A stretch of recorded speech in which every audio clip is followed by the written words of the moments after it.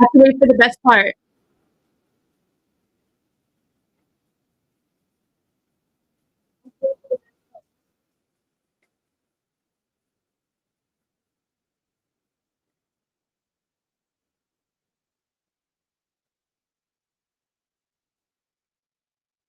Hi, everybody. What's up? Hi, everybody. What's up? Ooh, feedback. What's going on there? One moment. Feedback. What is going on? One moment. Hold up. Sorry. Hold up. Sorry.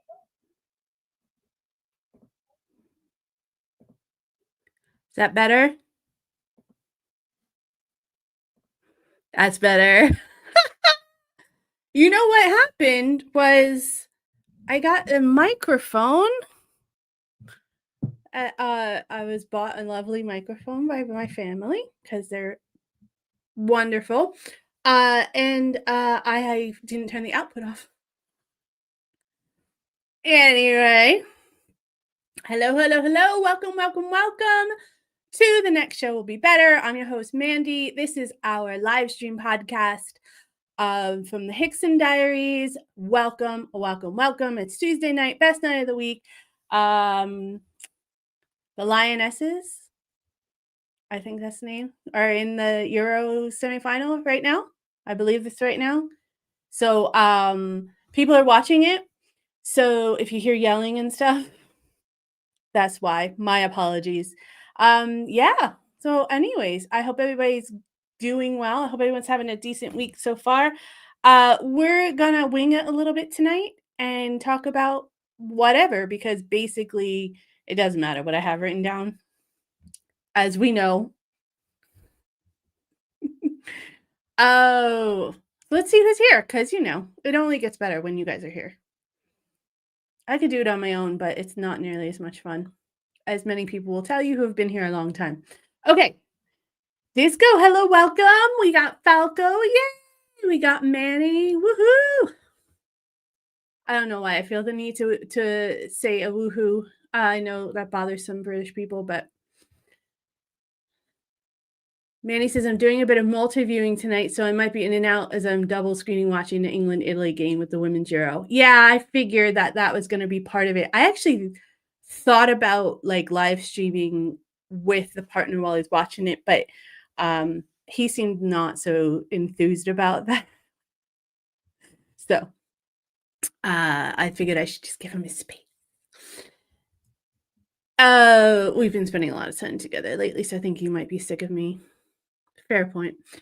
Hi, Diane. Welcome. Glad to have you here. Hi, Mandy and everyone. I'm not going to stay in the chat. Oh, my goodness. I'm so sorry to hear that, Diane.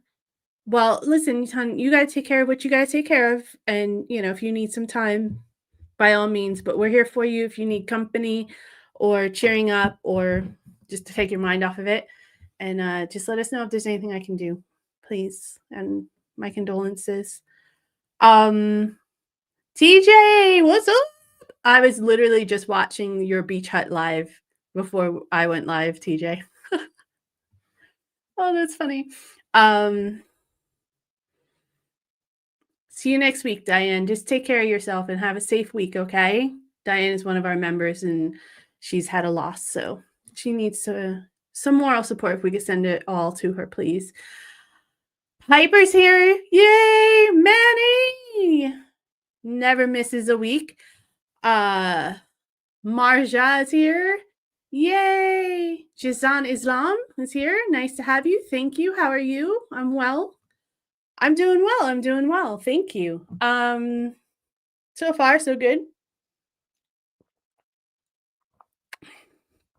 No real complaints. I hope you're doing well as well. Thank you for being here. You got the whole gang here today. Love it. Yeah, I understand. You can multitask, Manny. I believe in you. I know it's not a typical British trait, but I believe in you. I know you can do it. Roy Cousins is here. Yay! Glad to have you. I don't know what you mean by don't ever apologize for proper football. I don't know what that means, CJ. I've been snorting a lot lately. What is wrong with me? Okay. Yeah, at the moment, well, I mean, did you guys watch the last one? I was in the room, but I was on my laptop, so I was sort of paying attention. But it was apparently not a good first half because my partner was moaning and bitching and complaining the whole time. And then I was like, okay, I'm gonna go upstairs. And then apparently they won. It got really exciting from what I hear. So hopefully it'll be a less exciting game this time, right? Hello, Mick. Thank you for joining. Glad you're here. Yeah, I figured most of you guys would be watching the semifinal. If you want to watch the semifinal, that's fine. I totally understand. It is what it is. Oh, I hear you, TJ. They're watching proper football in UK and they might make noise, and I apologize. Okay, I did. I always apologize for people making noise on my streams because I'm used to no one being around that much. My family is really, really good about like not making noise when I'm live or recording, but in all fairness, tonight might be an exception. We'll see. We'll see. They don't get as excited about the women's game, which is kind of we get into discussions about this because obviously as a woman, equality is equality. But understandably the game just isn't as big from the women's side, but it should be. Anyways, I don't want to get into it. It's been I know there's been some controversy surrounding everything in the world today. Anyway, what's up, guys? That is true, Marja. They are more successful than the men at the moment. Just saying. Our the US women's team is really good too. Like we always did really well. I remember my high school women's team was like really good. They made like the state finals, I think. I don't remember if they made the nationals, but I know they made the state finals. Anyway, I mean, we could talk about football, but it would probably be kind of boring because I don't know that much about it. I mean, I know bits and pieces that I've picked up over the last decade or so, but I probably could not have a proper discussion. US are the best women's football team. Well, Marcia, obviously. And on behalf of Marcia and myself, USA, USA. Everybody's just turned off now. Everybody's like, I'm gone. Oh, but you are not wrong. I've seen the Lionesses play in London, and I saw them play. Well, I saw them play at the New Wembley, and then I saw them play in one of the boroughs as well. It was fun. I liked it. I enjoyed it. I've seen the men play as well. The men I haven't seen England play, but I've seen Southampton play. I think that was the only one that I've seen in England. And it was exciting and everything, but I don't really know what's happening. Like I said to my partner once, I was like, this is what it feels like when we go watch hockey. Because I know what's happening. And I'm like, oh, and I get super excited. And he's like, oh, where's the puck? Like he's still trying to find the puck. And I'm sitting there like on my feet already. I feel like it's the opposite when we watch football. I'm better at it on TV because obviously you have the commentators helping you. He helps me, and you can see things are following the ball and all that kind of stuff. But live, it's harder, right? So I feel like I just feel completely lost live because I have no one really coaching me because he's really intently watching the game. And I'm like, oh, they scored. That's good, right? I mean, and I can't always see really far because I have my sunglasses on and they're on prescription. I can't see. I'm like squinting, trying to figure out what's happening. Anyway, I could just wear my glasses and learn the game after 2 decades, though I don't know that it's gonna happen now. But I can tell when people are not playing well. That's probably it. You just see me watching the World Cup. I'm like, I don't know what the hell's happening. Anyways, I'm like, "Wait, didn't he used to play for England?" And they're like, "No, no, he played on, Man United, or he plays for Barcelona now, or so I don't know." I'm just like, "What?" You got national England, you have like 6 leagues or something like that, right? And then you have the Euro League or the Euros, and then you have like the FA Cup, and then you have like the World Cup, and then I know like South America, they have like America, Mexico, United States and Mexico, South America have their own cup, and I don't know. I don't know. I don't know. Anyways, what's going on? I watched an interesting documentary this weekend. Now, the Copa America. Yes, Marja. Thank you. I knew somebody out there would know. So I watched an interesting documentary, but I feel like maybe I should save it for when we have people who are actually paying attention.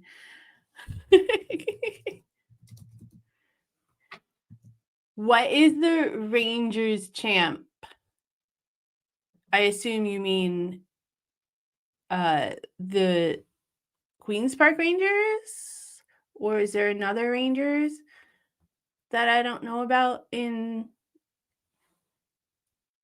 It's quite possible. I know you're paying attention, Disco. I'm sure everybody is. I'm just playing games. TJ. Glasgow Rangers? I don't know. I know the New York Rangers. That's hockey, which I miss. Glasgow's Rangers in pre-Champions League. What the hell is a pre-Champions League? What is that? What is the pre-champ? This is what I'm saying. You guys have like 17 different competitions in the whole year. We play like a season and then it's like a championship at the end.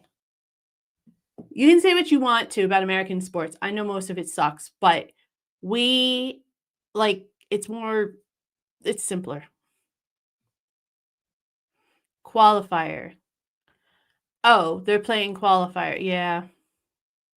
Okay, I know the qualifiers. Okay.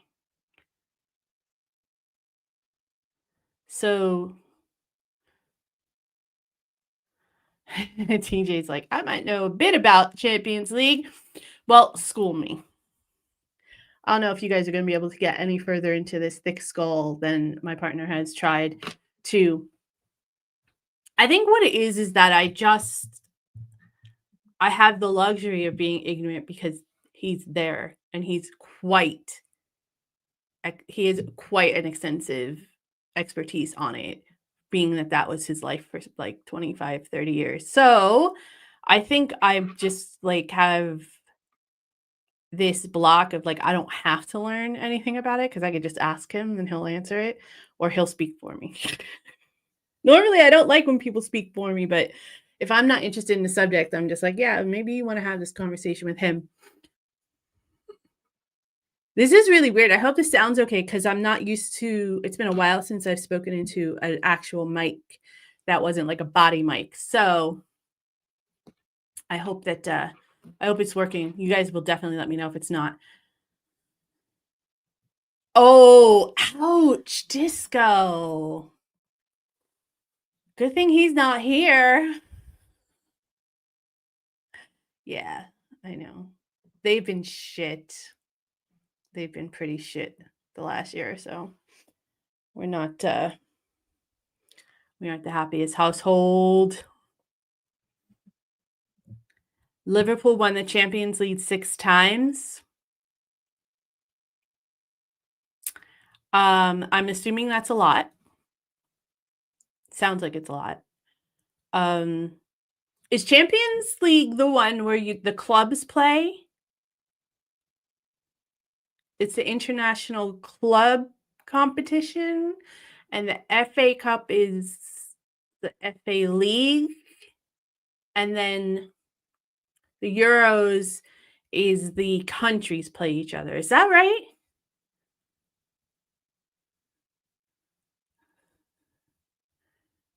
The European countries play each other. Obviously, the World Cup is the world, actual world. Real Madrid, yeah, Real Madrid is the big one, yeah. Marja loved Liverpool before she was even born. Yeah, it is. Okay. So Disco is affirming that it's the club cup, club international cup as champions. And then so I picked up a few things. But that's the thing is like you have the internationals and then you have the Euros and then you have the league and the club. Jesus. And you got like divisions. Premier League, was it Premier League? And then I don't know. Jesus, I don't know. Champions League was the European Cup. Why did they change it?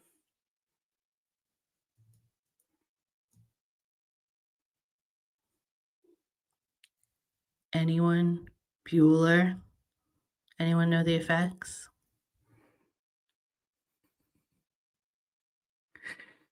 I have no idea if anyone will ever get that joke here. But it was the Fairs Cup. What the hell is the Fairs Cup?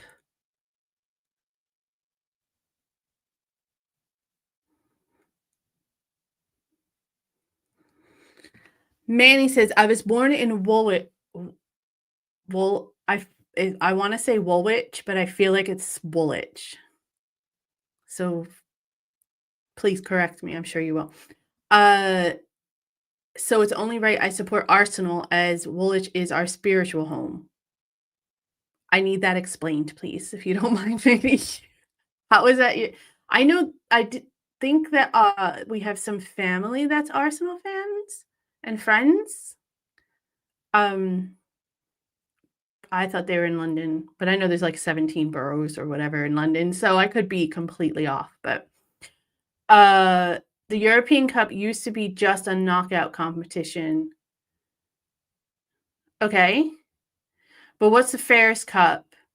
And why did they change the European Cup to so they added all of the layers and that's how it became the Champions League? Is that what you're saying, Disco?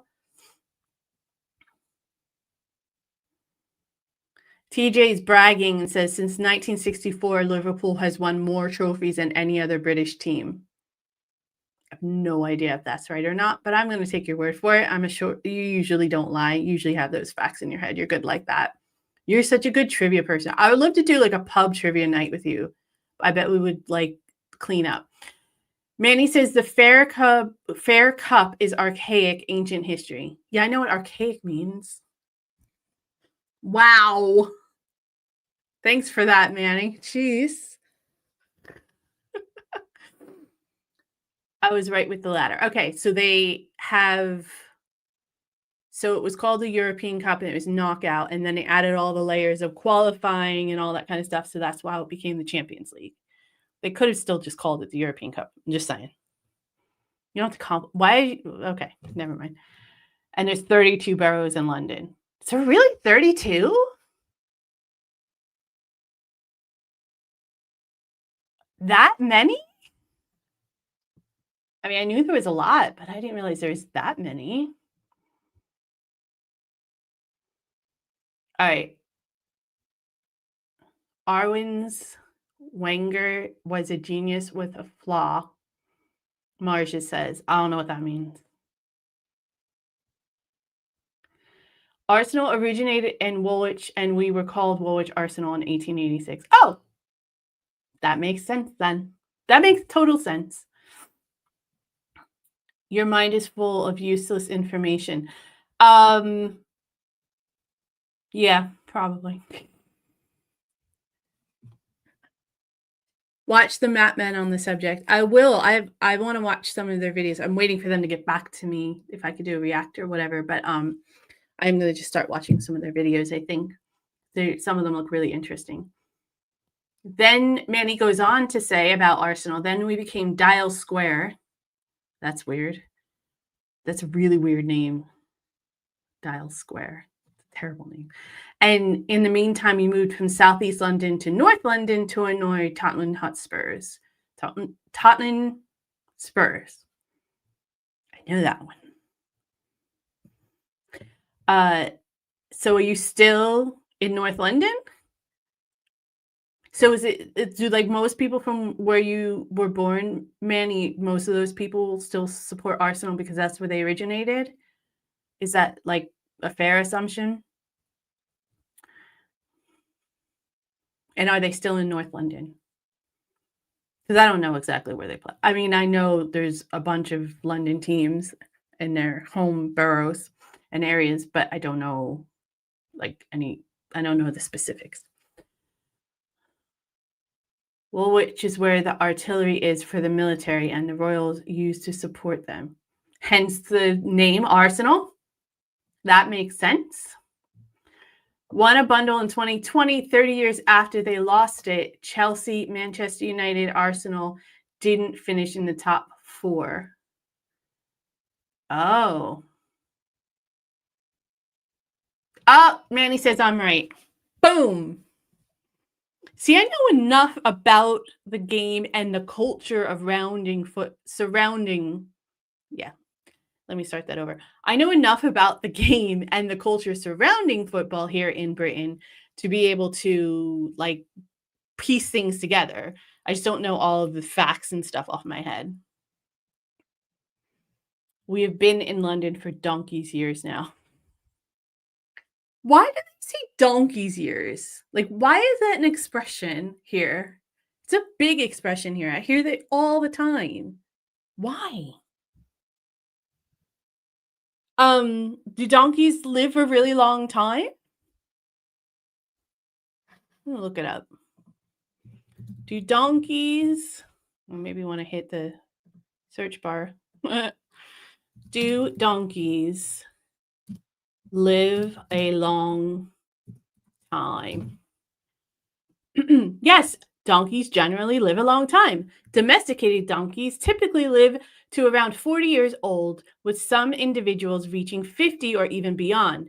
Wild donkeys tend to have a shorter lifespan, averaging around 30 years due to factors like parasites and infections. Okay, 40 to 50, long time. Long time. Not forever. Like not an extensive. It's not like they live for like 80 years. Like humans outlive them. Just saying. Everton moved to a new stadium. Is Everton its own a town as well? I know it's a football team, but is it a town as well? Because it's near Newcastle, right? Or they used to play near Newcastle. Is that right? Or in Newcastle, maybe? There's an association there somewhere.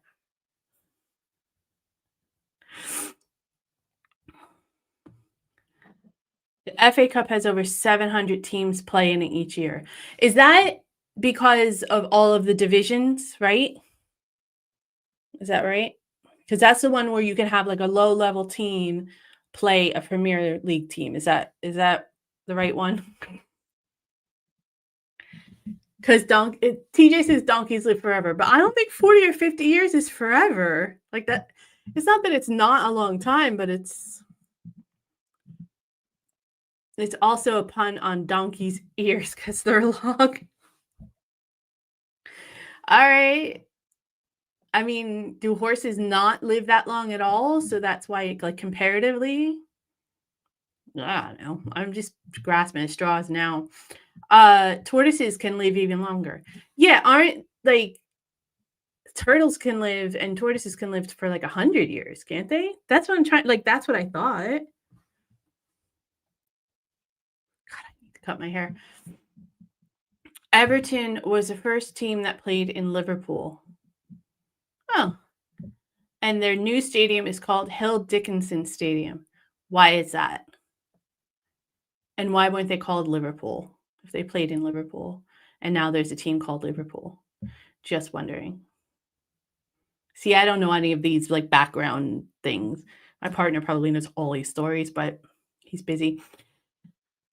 If you were TJ says, if you were a kid on Blackpool Beach and rode a donkey, went back as an adult, the same donkey there, that's forever.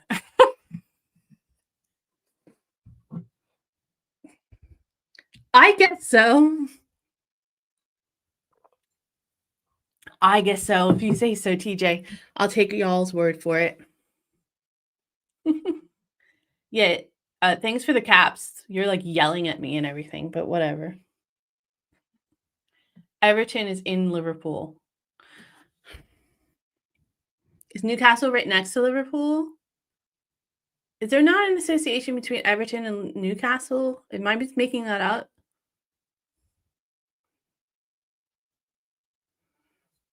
Donkeys get a kick up their butt to continually jumpstart their heart. They live long.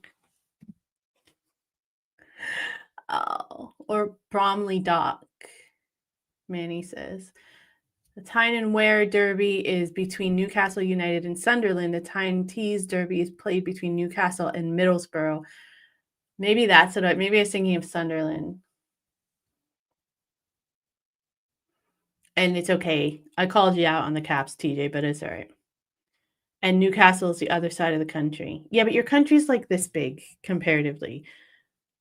I'm just saying. It takes like from east to west. How long is, I know from north to south, it takes what, 5 or 6 hours? If you don't include like Scottish Highlands and stuff.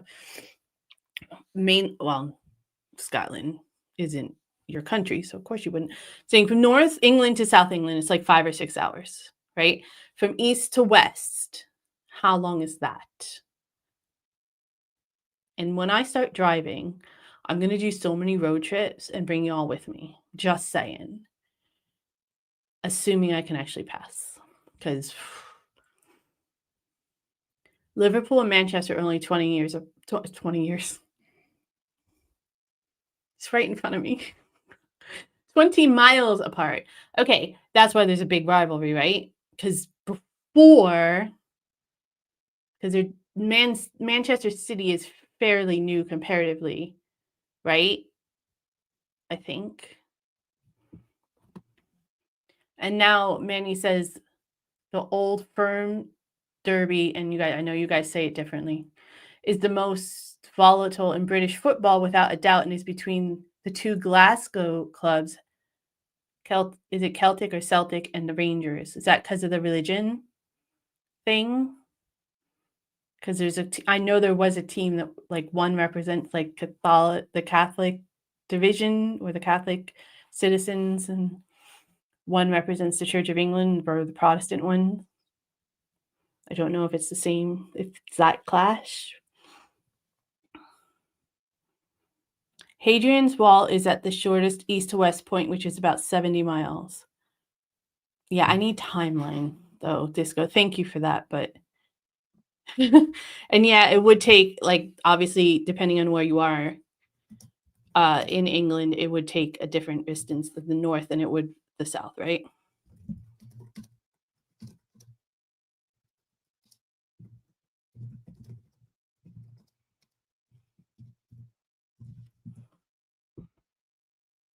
Driving across England from east to west typically takes 7 to 14 hours. Oh, that's longer than I thought. Shorter route like Great Yarmouth to St. David's could take around 7 hours, where a longer journey from Lowestoft to St. David's could be closer to 14 depending on traffic, etc.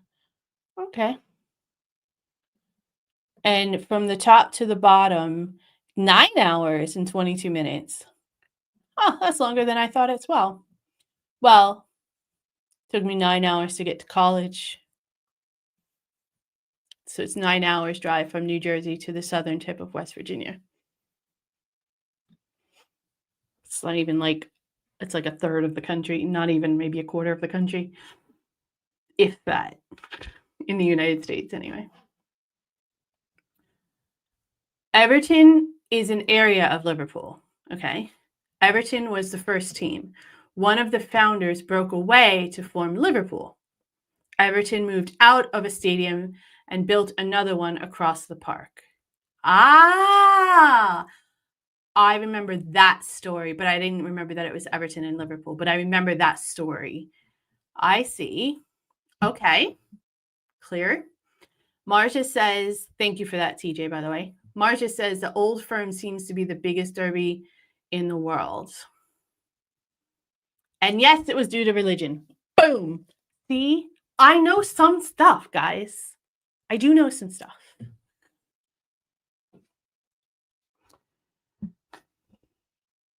I think I deserve a medal. I think I deserve cookies or something for that. Low-fat cookies, though, because I'm watching my weight. Okay. Stephen Field, hi, welcome. Glad to have you. Thank you. Yeah, the Rangers are Protestant and the Celtic are Catholic. That's what I thought. Thank you for the reassurance.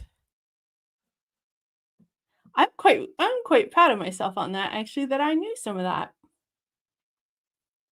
My partner would be proud as well. I'm going to be smug now for the rest of the hour. Hi, Mick. Mick says we have our own church in Scotland, Ball, the Church of Scotland. Do you? I didn't know that. Okay. Piper, we were talking about football, believe it or not. It's very random.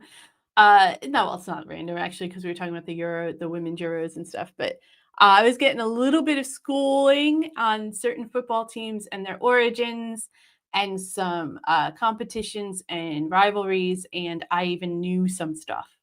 So you missed it. You missed me knowing stuff, which is so rare nowadays. Oh no.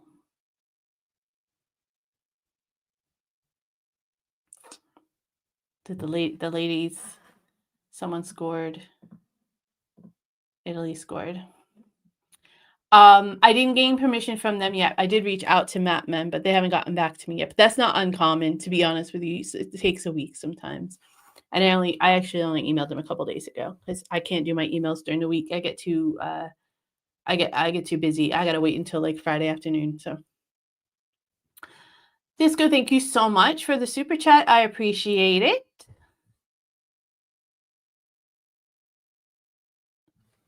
Most of the SS Great Eastern is the Liverpool flagpole. I don't know what that is either. SS Great Eastern. Ironhold steamship designed by Isambard Kingdom Brunel and built by John Scott Russell and Company at Millwall Ironworks on the river Thames in London. Powered by both side wheels and a screw propeller, she was by far the largest ship ever built at the time of her 1858 launch and had the capacity to carry 4,000 passengers from England to Australia without refueling. Wow. That's pretty amazing. Jesus. Her 4,000 passenger capacity was surpassed only in 1913 by the 4,234 passenger, the SS Imperator. Her 5 funnels, later reduced to 4, was unusual for the time. She also had the largest set of paddle wheels in existence. Brunel knew her affectionately as the Great Babe. And what is the tie of this ship, TJ? The mast is the Liverpool. The The mast of the SS Great Eastern was used as the flagpole for Liverpool. I get it now. See, takes me a while, but I get there. It's the most important thing. Slow and steady wins the race. Disco says Everton have been in the English top flight league of football the longest. Okay.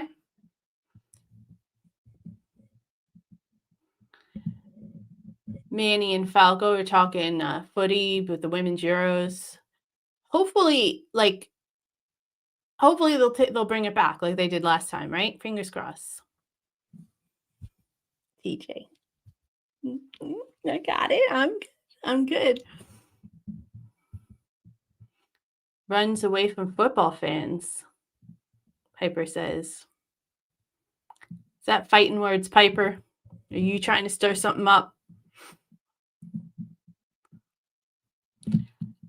Manny says, I think Arsenal and Liverpool also have very long streaks too, if being in the English top flight. Agreeing with Disco's comments. So you guys are pretty knowledgeable about football. I mean, I know a couple of you are big football fans, knowing by your badges and whatnot. But so you guys, it is not uncommon. There's so many people here in Britain who, even if they're not fans, like know a lot of facts about football or a lot of teams or like histories and rivalries and stuff. So that's the thing that it took me a while to understand as well, to be fair, and I lived with it. But that's the thing that Americans don't understand about British football culture, European football culture outside of America, basically, is that it's not about the sport per se. It's more than the game, and it's more than the competition, and it's even more than winning, although all those things are extremely important. But it's about the history, it's about the ties to the community, it's about the culture that surrounds each club and each entity. And it's ingrained in British culture because it's been around and part of your local town and communities forever. So when you try to come in and change shit, like I know a couple years ago, maybe last year, 2 years ago, when they tried to do that like grand team thing or super team thing or whatever, and it got squashed because it sucks. The whole idea sucks. But like that's why it doesn't work, and that's why so many people were upset about it. And it's because Americans don't understand, even though they have a really strong tie to a lot of their sports teams and stuff, they don't have the same culture. It isn't part of the local community in a lot of aspects. You have a couple clubs here and there, like the Yankees is a baseball team in New York City, and they have a very strong tie to the community because the old Yankee Stadium used to be right in the Bronx, right in the middle of the Bronx. And very similar to how like your football stadiums are in the middle of the towns and everything's built around them. But for example, like the New York Giants, they don't even play in New York. They play in New Jersey. So it's just like there's just a huge disconnect in a lot of ways with Americans in the sports. And I think that's why they don't understand why football is so important to cultures outside of America. Football/soccer. Anyway, it's my rant for the day. Probably isn't my last one.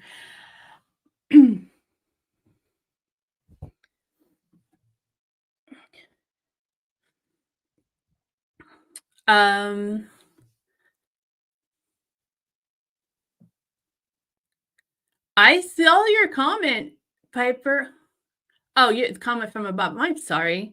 I don't really care about football, women or men. All I see is people kicking a ball around. I used to enjoy playing it, but watching it, not for me. I got you.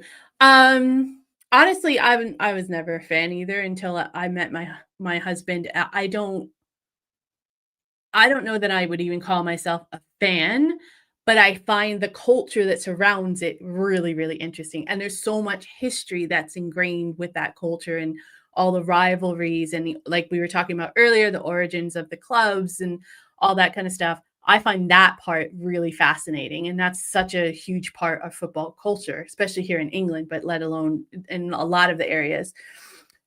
So that prompted that whole rant. But I find it more interesting because of those rivalries and things like that. But I could really care less about watching the games. I only do it because my family's into it and I'm in England and it's a huge part of the culture. So I kind of have to be a part of it if I want to, talk to people and hang out with people and stuff. So that's my deal. I don't know what you meant by runs away from football fans in quotes, though. So you guys might have to school me on that.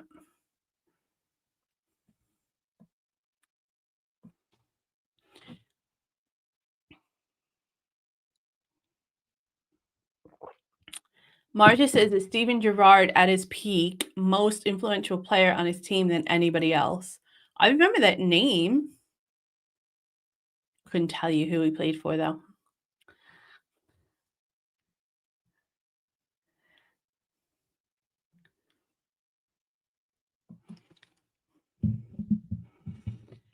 TJ, I hear you, TJ.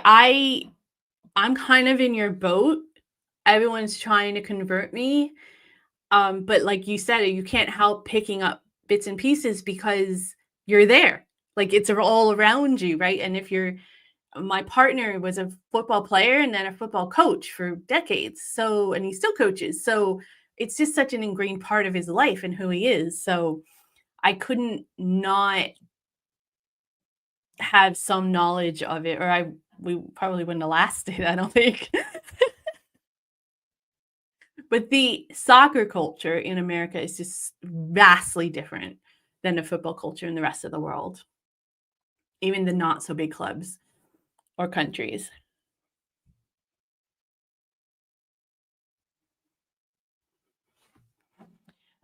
Manny has an interesting comment. He says, I think that what it is, Mandy, is that all of our football clubs are entrenched in communities. And if a team gets promoted, it means so much. And conversely, if a team is relegated, it also puts a huge downer. Yeah. And then you have a whole season of hope that they can like go up the division again, right? And I really like that system a lot. We don't have that system in the US. We have like college, semi-pro, and pro, and it's usually based on player, not on like there's no like, oh, they played for the youth team. That doesn't really happen that much in America. It's usually they played in college and they were picked up by the professional team. That's usually how it works. There's no like development of the club, where you came up through the ranks kind of thing, which is strange because we're such a meritocracy, which is big old fake. But you would think that it would be more like that, but it's just not. I don't know if maybe I was gonna say I don't know if it has to do with the size of the country, but I don't think that's right because there's countries that are big, that are sizable out there that have decent clubs and stuff. So that's probably not it. It's probably has to do with money, people making money. I guarantee that has to do with it. You don't understand football, Piper? Yeah, I get enough to be able to follow what other people are saying. That's pretty much my extent as well. Marcia says Wimbledon is a basket case. Wimbledon Football Club or Wimbledon Tennis? Is that the FCU mean football club? I don't know if Wimbledon has a football club. I'm just assuming because you put FC and then it's a town in England. So Disco says the American MLS doesn't have any relegation, so same teams all the time. Yeah, there's no like, and the MLS stands for Major League Soccer in America.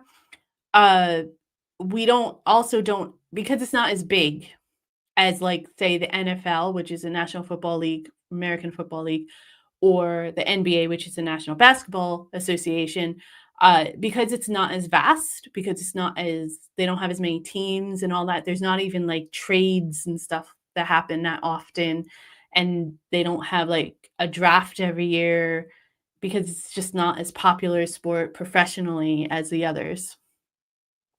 And there's just not as much money in it because consequently, I think honestly, I think the MLS is probably propped up by a lot of international friendlies, in all fairness. And it's kinda sad because the women you're like you were saying earlier, the American women's team is really good. They're really good. Um, and they deserve, a better platform, a better, marketing strategy and everything, but there's no money in it for anybody in America, so nobody will invest in it, really. Anyway, on the club, the town, the community, and being relegated too often can lead to serious financial difficulties for a club. Some clubs unfortunately drop way down and end up winding up, and even end up winding up, meaning ending the club. But you guys also have like semi-pro that are like they're like pub leagues, but they're kind of semi-pro. I don't know. It goes through all levels. It's crazy. It's amazing because if you want to be a part of the culture, there's tons and tons of opportunities, but it also creates tons of competition. So if you do have talent, it makes it really difficult to try to excel, right? But you do also end up having, opportunities at different levels and later in life, etc. So I don't know. I'm just really fascinated by the whole football culture here as a whole. To be fair, the stadiums do look amazing and cool. You mean the football stadiums here? I think they're fantastic. I love football stadiums here. Marcia says, Mandy, do you like snooker? I love snooker. I do like snooker a lot. I haven't picked a player yet, though. I haven't picked a dart player yet either. I need another year or two, I think, under my belt to really concentrate and find one. But I do enjoy it. Ronnie O'Sullivan, yeah. He's a pretty good one. Piper says, since football fans don't usually like it when someone who isn't a football fan voice it, and it seems there are football fans in these comments, so I was joking about it. Oh, I got you. No, you don't have to worry because I'm not a football fan, so I'll never chase you away.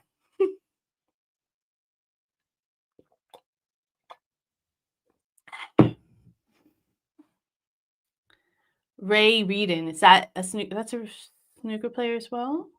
I think. Pot black in the 70s. I'm not sure now. Ray Reedon. Welsh snooker player. Okay. I thought I've heard his name. And Steve Davies. I've heard that name too. It's an English one, right? Yeah. Ooh. Oldies, but goodies. Pot black. I don't know that one. From the 70s. Pot Black was a snooker tournament in the UK broadcast on BBC. Each match was contested over a single frame, where other tournaments were significantly longer. The event carried no ranking points but played a large part in the popularization of the modern game of snooker. The event was first held in 1969 with a field of 8 players and ran annually until 1986. The event resurfaced for 3 years in both 1991 and 2005. The series was followed by events for other categories of players with juniors and senior events and a celebrity version held in 2006. The series was created by the BBC Two controller David Attenborough, shortly after BBC Two began broadcasting in color. Snooker, a game using colored balls, That just sounded really funny. Let's just say a game that uses balls of various colors was suggested as a suitable way to sell the new technology. The series helped transform snooker from a minority sport played by just a handful of professionals into one of the most popular sports in the UK. Mark Williams made the highest break in the competition's history of 119. Well, I'd like to see some of that. That sounds like it'd be fun.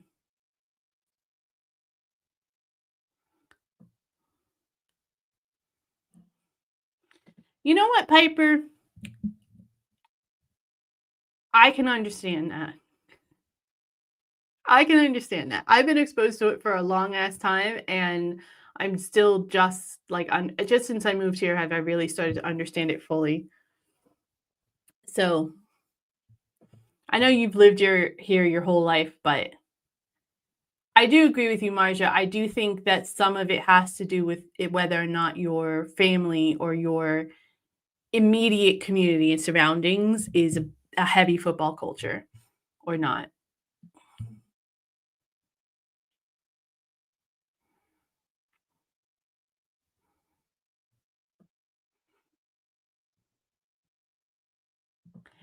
Piper also says, kind of like how I don't understand people who love cars. I just don't get it, but we all like different things. So I guess it makes sense.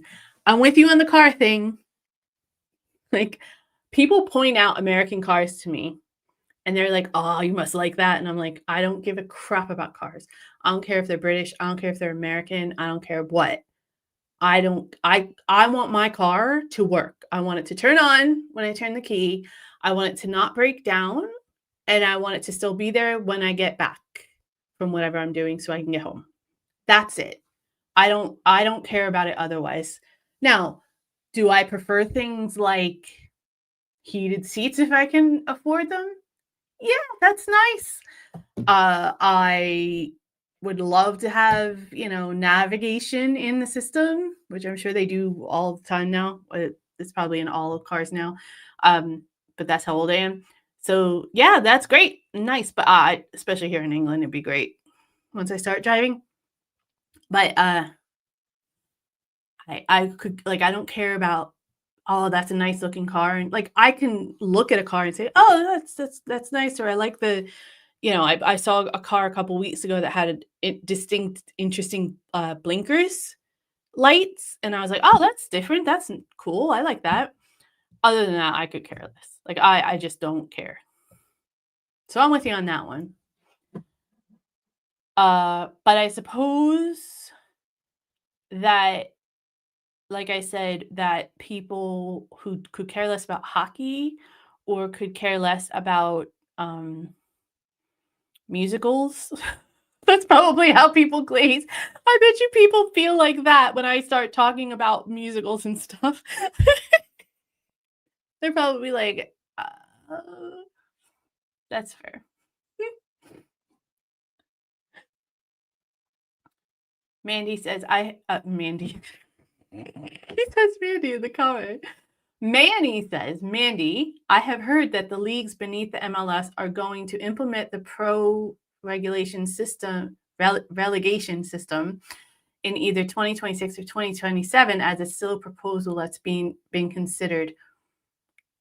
I hadn't heard that, but I wouldn't, right? Being here. But I think that would be interesting. I think if it's gonna work in America, that the soccer sport is the one that is gonna work, and not just because it works in other countries, but because the way the soccer culture is in America is it's very much a youth sport, and the children start playing it very early, like before kindergarten, preschool ages. And it is one of the only sports that you can play that early and actually continue. And most kids actually continue up into high school and college. So I think if it's gonna work, that it would probably work in that sport. I don't know that it would work though, because the whole attitude around soccer in America is that it's expensive in America to play soccer, so you have a limited pool of talent. Um, and a lot of families and parents, at least from this perspective that we've been exposed to in the youth soccer in America, they used it as a catalyst to get the kids into college. Like they didn't, and it was about winning so that the kids looked good for college. Like it didn't. They wanted them to get a scholarship or something. They didn't care about developing the kid and having a professional sport. It wasn't like American football or baseball or basketball or hockey where they are like, "Oh, they have talent. Let's cultivate that talent and see if they can get in the pros." Soccer just wasn't like that. It's not, as far as I know, it's still not like that in America. So that's the only reason why I'm not sure if it would take off. But I do hope it does because I do like that system because I think it puts a lot more it kind of forces the players and the clubs and the teams to actually perform, right? Rather than just being able to be shit for a long time. Now, of course, you're gonna have like the teams like Manchester United or Liverpool, where even when they're shit, they're still gonna be good enough to not get relegated in most cases. And I'm sure that'll happen. That would happen in American sports regardless, but because soccer is not a big money maker, I think it would probably work in America. Not bad for not knowing anything about it though. Uh, keep me posted, Manny, and I'll look it up too. I don't know if my partner knows anything about it. He probably does. Uh, yeah, I'd be interested to find out more about that. Cliff Thornburn looked like Magnum PI's brother. Yeah, but Tom Selleck was cute. He was sexy. He's still not sexy now, but I mean he's older, but he's sexy. Mountjoy Doug and Hurricane Higgins. I gotta look up some of this old snooker stuff, guys. I assume that's what you're talking about. Mandy says, Mandy, if you Google the English League pyramid, it'll blow your mind. There's 11 main tiers, and then below tier 11, there's a further 9 tiers of grassroots league. Let's check it out.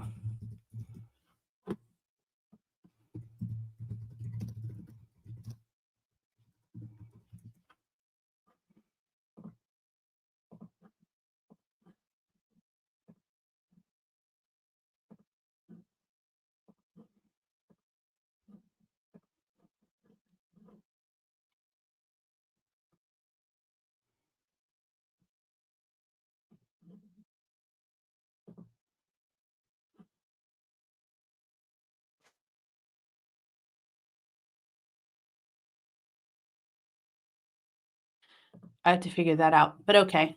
I have to get headphones or something to figure that out.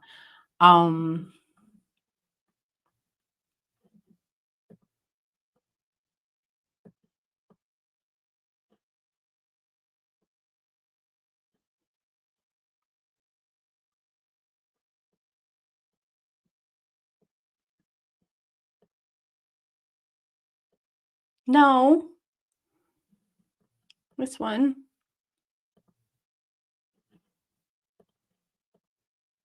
Thank you.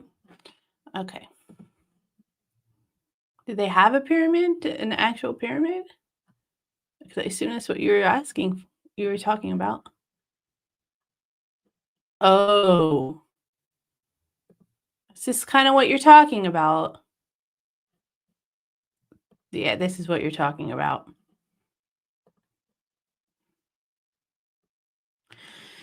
So you have the EPL, which is the English Premier League, Championship, League One, and League Two. Then the National League, then the National League North and the National League South. I don't know if you guys can see this. Then I assume that's Northern Premier League, Premier Division, Southern League Central Division, Southern League South Division, Islamian Division. I don't know what that means. 7 regional leagues, including Southern League Division 1 South. I'm tired from reading this. 14 regional leagues, including Wessex League Premier Division, 20 regional leagues, including Wessex League Division 1. And then there are 48 county leagues in Hampshire Premier League, another 9 levels of grassroots league making up the English Football League system.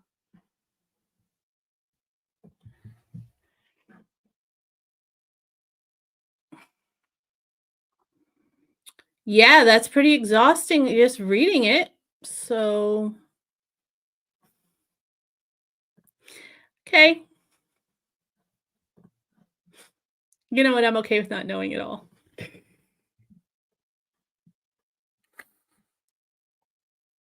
Thanks for sharing though, Manny.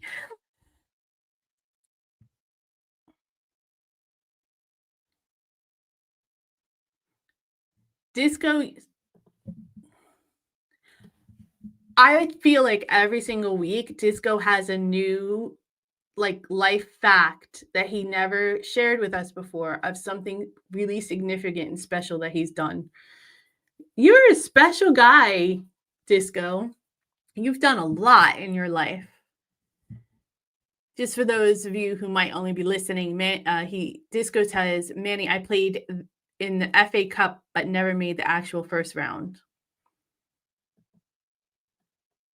Still amazing. Hello, Stephen Kelly. Good evening. Thank you so much for joining. How are we doing? I hope you're well. I know. Disco has these amazing facts that he just randomly drops on us. Stephen Kelly says there is a famous snooker commentary when they said, for those watching in black and white, the yellow is behind the brown.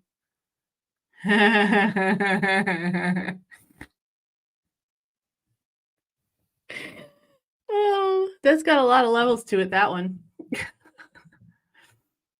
Marja, yes, that's all I need. I need a car that goes. I'm so simple when it comes to that. US spec cars have their own wheels brought in.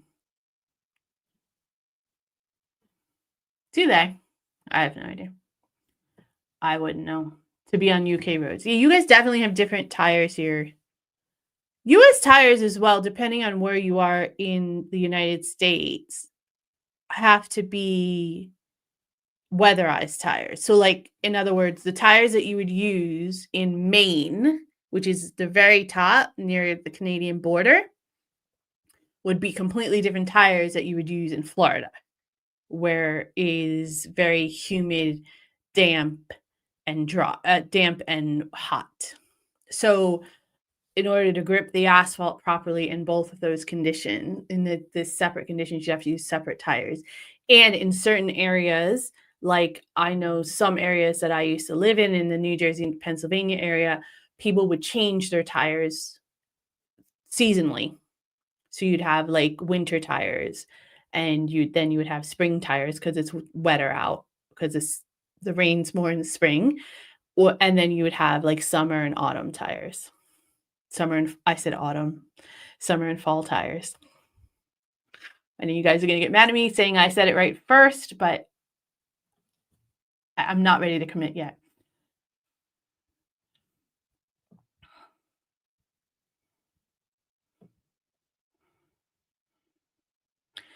So Disco played in the 80s for the Romford District League in the FA Cup. Good on you. Wow, that's awesome.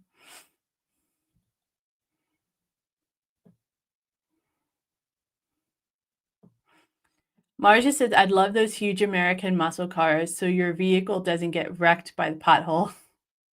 Just gas guzzlers, though. That's what my dad used to call them, the gas guzzlers, because they were so massive and they were so heavy that it took an enormous amount of power to actually get them down the roads.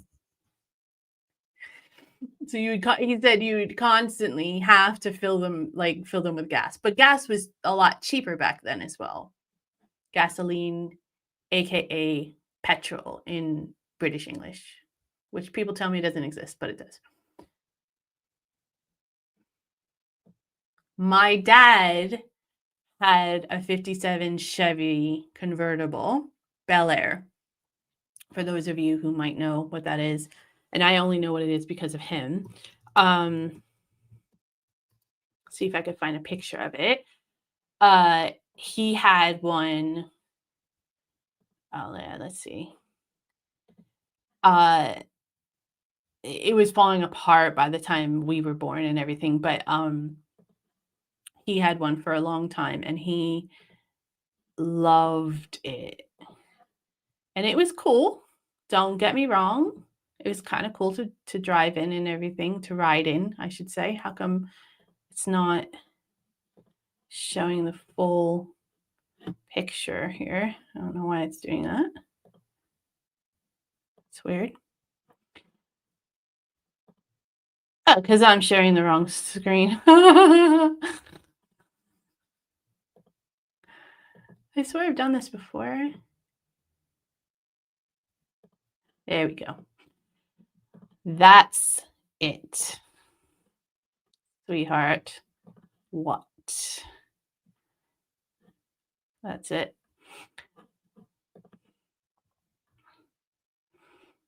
Oh, it was really cool to drive around in. The top came down. And that was fun. And it had a stick shift on the floor here that looked like a microphone. We used to use it as a microphone all the time. And then this means nothing to me, but I guess you guys might want to be interested in the engine. It was really cool. I'm not gonna lie, but it, like I said, it was falling apart when we were, when we were I don't know, we were like 8 or 9, I think, and the roof wasn't fitting properly when it was closed. So we would go through the car wash, and it would like seep through the windows, the water and the soap, and they'd have to put like towels and stuff up because it didn't close properly. We just ran out of money. He was trying to keep it up, but we just ran out of money. We just didn't have the extra money to put in, and eventually he had to junk it. I think he sold it for parts or something at some point, but I do remember that was the first time I ever saw my dad cry. I remember him watching that get towed away from the house, and he cried because that was his thing. It was the only thing that he bought for himself after he got back from the war, and he had kept it ever since. He had kept it up, and we just didn't have the money to put into it anymore. But yeah, every time I see a Bel Air, my partner always points them out and everything too, but he usually points out the wrong year. But I remember him, he was at the gas station a lot. That took up a lot of money.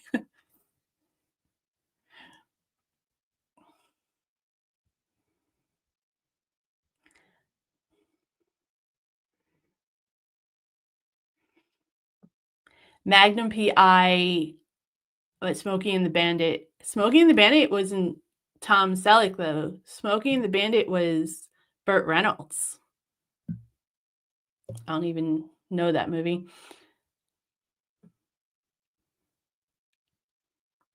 Stephen Kelly says I look like Magnum. Do you? Apart from the tash and the handsome appearance and the physique. Well done.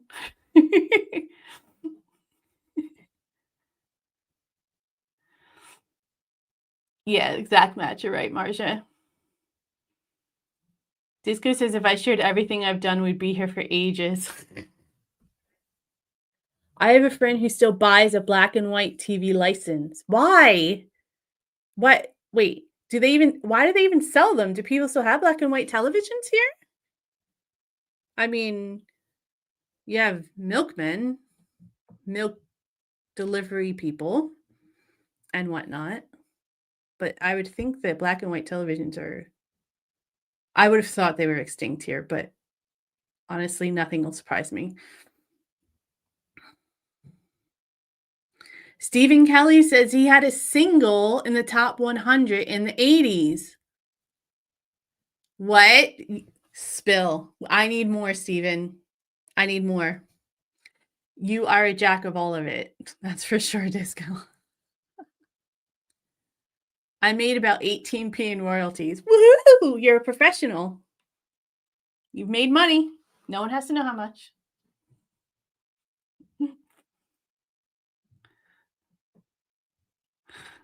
I would really like to know the song, though. Was that car in Ferris Bueller's Day Off? No.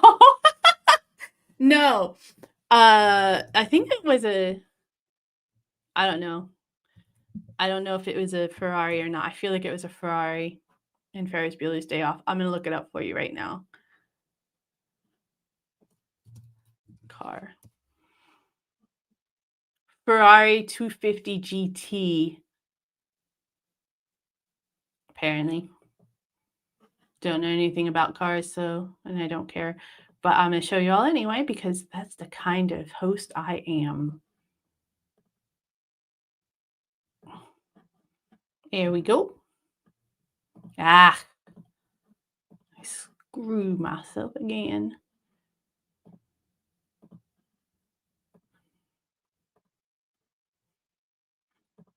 There you go. That's a Ferrari.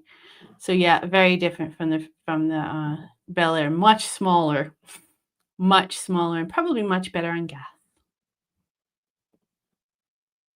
Did it not present?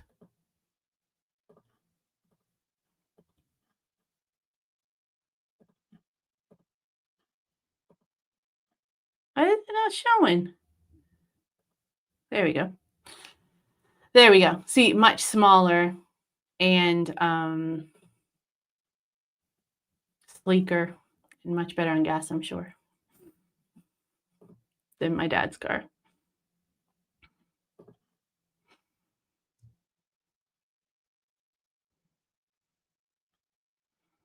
Yeah, I'm with you, Disco. You did it, Steven, and that's all that matters. That's a friggin' amazing thing. Not many people can do that. There's not many people in the world who could say something like that. So don't downplay it.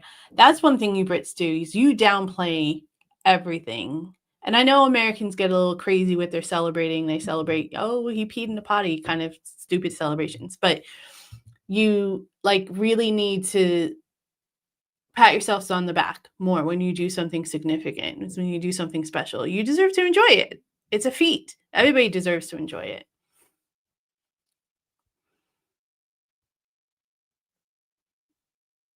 Stephen Kelly says, I made my living from being a sound engineer until lockdown, no gigs for 2 years, so I started producing. That seems like a logical step, Stephen. I didn't know you were a producer. That's cool.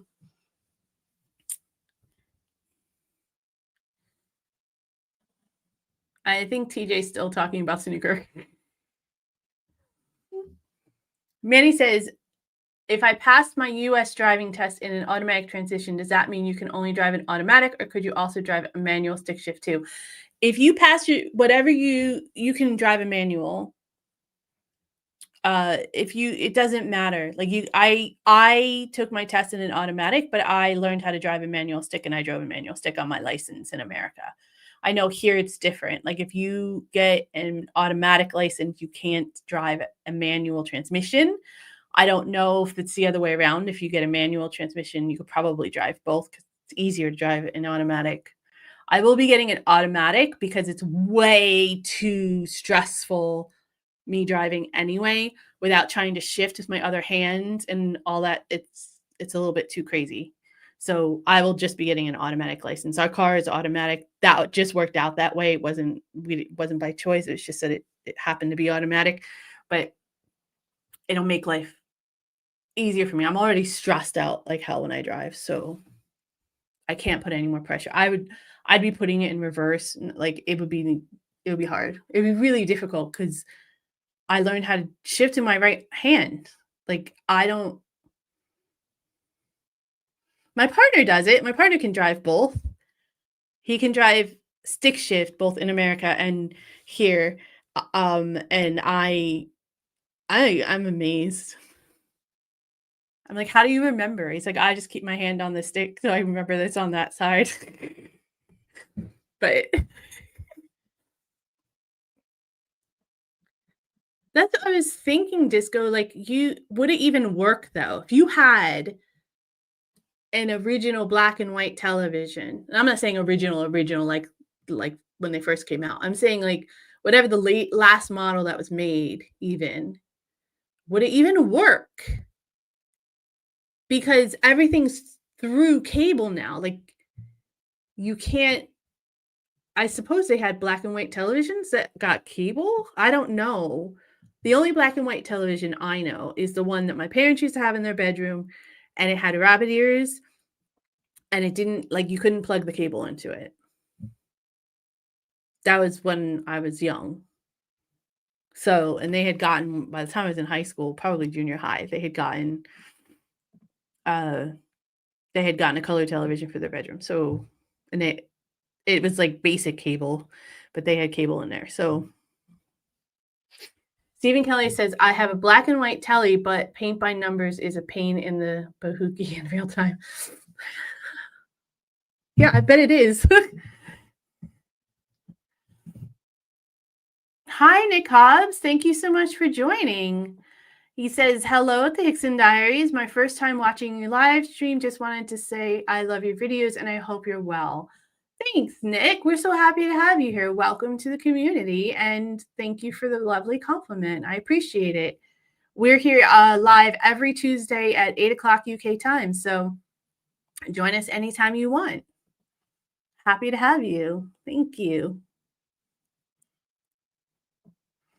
Manny says, because in the UK, if you pass an automatic, then you can only drive an automatic and not a manual. Yeah, I know someone that is like that. They only have an automatic license as well. And all the other friends make fun of them. But I'm like, no, it's hard. Driving a manual is hard. And driving a manual, well, I don't know if it's hard for him, but it'd be hard for me because of my situation. But I learned my first car was a manual transmission in America. I liked it. I don't mind it actually. I get kind of bored sometimes driving. Well, in America, I got kind of bored sometimes driving an automatic, but it was lovely in traffic.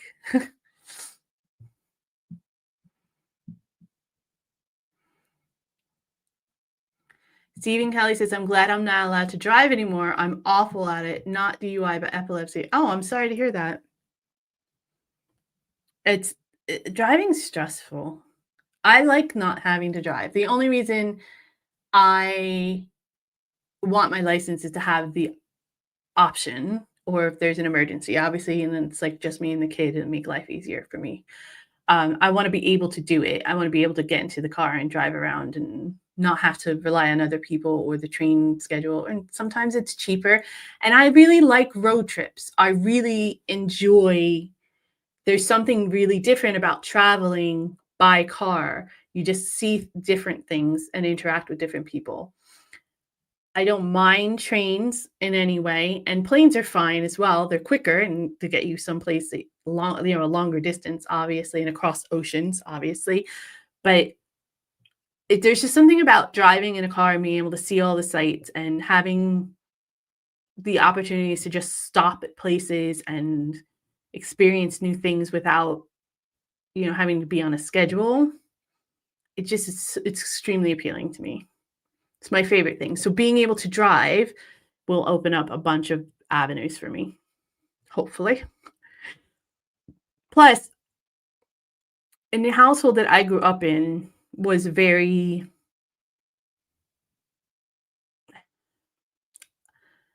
overbearing.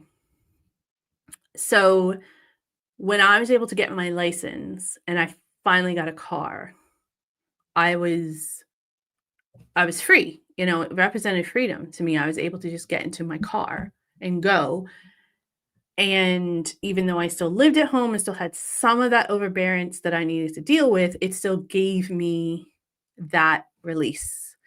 And I think that just knowing that I'd be able to get in the car and leave if I have to or want to, I think is part of a mental thing for me as well.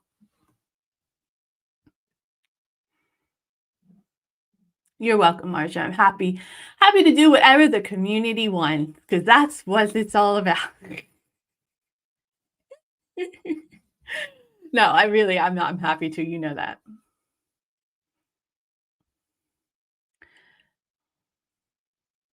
I'm sorry to hear that you suffer from seizures. I have a family member who is now deceased.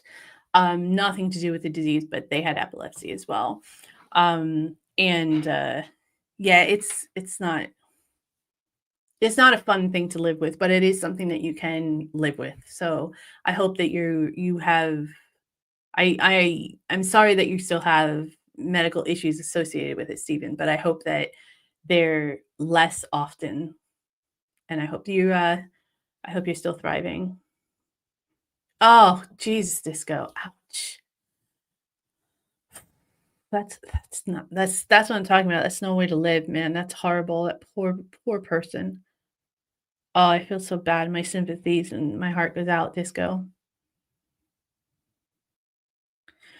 Nick Hobbs says with the television thing that not everything is through cable. You still have terrestrial transmissions here. That just sounds funny, but I understand what it is, but it just sounds funny. I didn't know that. Okay. I don't know if we have that in America anymore. I think it's all cable now in America. And I guess I just assumed that it was here too, but I never noticed that there were like transmission things on the houses, but there might still be. I learned to drive in a lefty at age 9 and I found it easier, but I transitioned well to righty. So are you saying that you shifted left? First of all, age 9, really? Another person who's had this incredible stories to tell. You're saying that you shifted when you say drive lefty, that you shifted left, or that you shifted, or that you drove left and shifted right? Because I'm right-handed as well. It's easier for me to control the shift, right, with my right hand. I feel like. I don't know. I have a hard time. I haven't even attempted it in a manual here because I get so nervous as it is. Maybe after I'm more comfortable driving, I'll feel better about it, but we'll see. I don't know. Black and white TVs are better at watching black and white movies. Oh yeah. Nothing. I don't know why, but there's like nothing better than a good black and white movie with some comfort food on a rainy Sunday afternoon. It's like one of my I love it. I love old Hollywood. I love classic like Charlie Chaplin. I even like some silent movies. Obviously, I said Charlie Chaplin, but I really love it. I really do. That I love that. That and World War II documentaries. Everyone tends to leave the room when the World War II documentaries come on, though. Roy Cousins says you need a very special signal converter to watch an old analog TV because the signals are now digital only. That's kind of where I was going, Roy, was I was thinking that like everything's computerized in today's world. It's very few things are manual anymore. So Disco says, I'm unsure whether to tell you some stupid things I've done with vehicles. It's totally up to you. Everybody share whatever they want to share on this show. I don't ever blame or shame or anything like that. If you put it out there, I'm happy to know it. But if you don't want anyone to know it, then I totally understand. Assuming it's not something that's going to get you in trouble.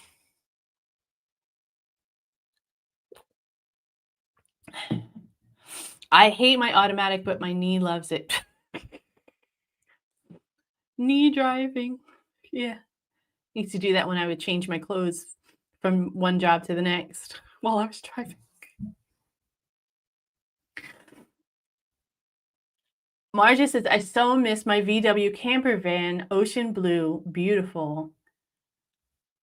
Really? Were they really okay? Were they really comfortable? I'm not a big van fan, but I like the idea of having accommodations on wheels. My thing is I need indoor plumbing. I can rough it for a couple days, but I need indoor plumbing. Like I can't. I can't do the peeing and stuff outside. Like, I just can't do it.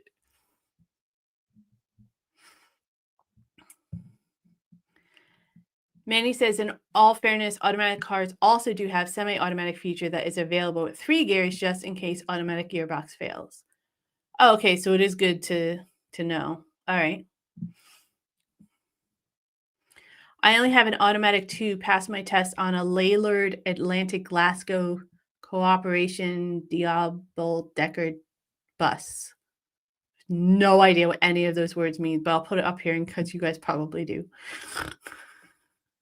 Thank you for sharing, Mick. Oh, Marja. Uh-oh. Don't make her hate you, Disco.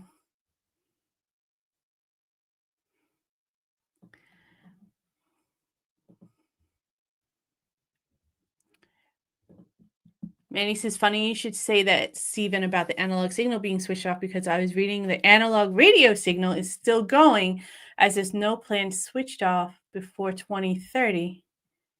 It's an interesting date to pick. TJ says he sat left and shifted right. Okay, at 9. So that was the American way of driving. Yeah, I got you. Don't worry. You're going to get me in trouble at YouTube, but whatever. Your son won't watch anything black and white. My kid was like that for a while, but then I can't remember what movie it was we showed her, and she really liked it. And she's like, oh, okay. She's better now. Not a problem, TJ. Young Frankenstein, that's a great movie.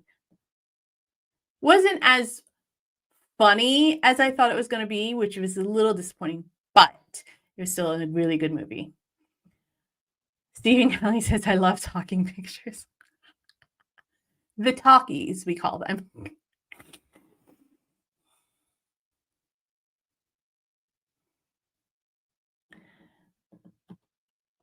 Why did you put vinegar in your wash?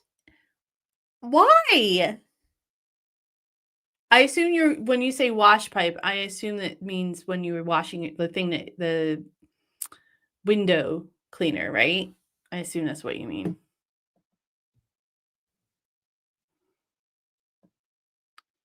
I've never driven a camper van. I've never driven a VW camper van, but it sounds like some of you have. Oh, good night, Manny. Thanks so much. We love having you. Thank you so much for being here as always and being such a amazing member of the team.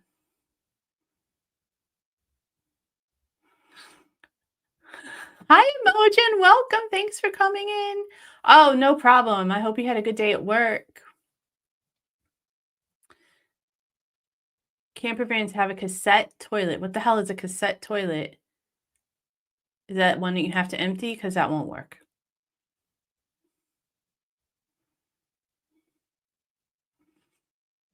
Vinegar kills the grease. Okay.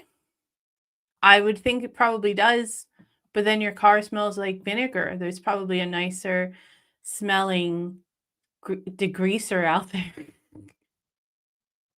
But I also understand that coming from humble beginnings, that sometimes you have to make do with what you have. So no judgment, never judgment.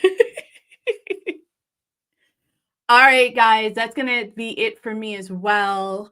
I'm going to call it a night. We didn't get to anything I planned again, but still a really fun chat as always. I appreciate you guys being here. Thank you, thank you, thank you. I'm back on schedule, so there's going to be good stuff coming out for the next few days. Make sure you keep an eye out. Hit that like button on your way out. If you haven't already, consider subscribing if you're not already a subscriber. And if you are a subscriber, consider joining the Mandyverse Collective. It is our members section. You get some exclusive footage plus some other goodies, and £1 of your membership fee goes to the Royal British Legion. We're trying to hit 1,000 pounds for the end of the year. We're on a really, really good track, but I want to make sure. So if you have the means, if you can, please hit that join button below the video. Any of your favorite videos or any of the videos that are going to come out this week. And as always, thank you guys so much for showing up to the next show. Will be better. I hope you join us again next week because it's only better when you guys are there. Love you all. Have a great week. Stay safe. See you soon.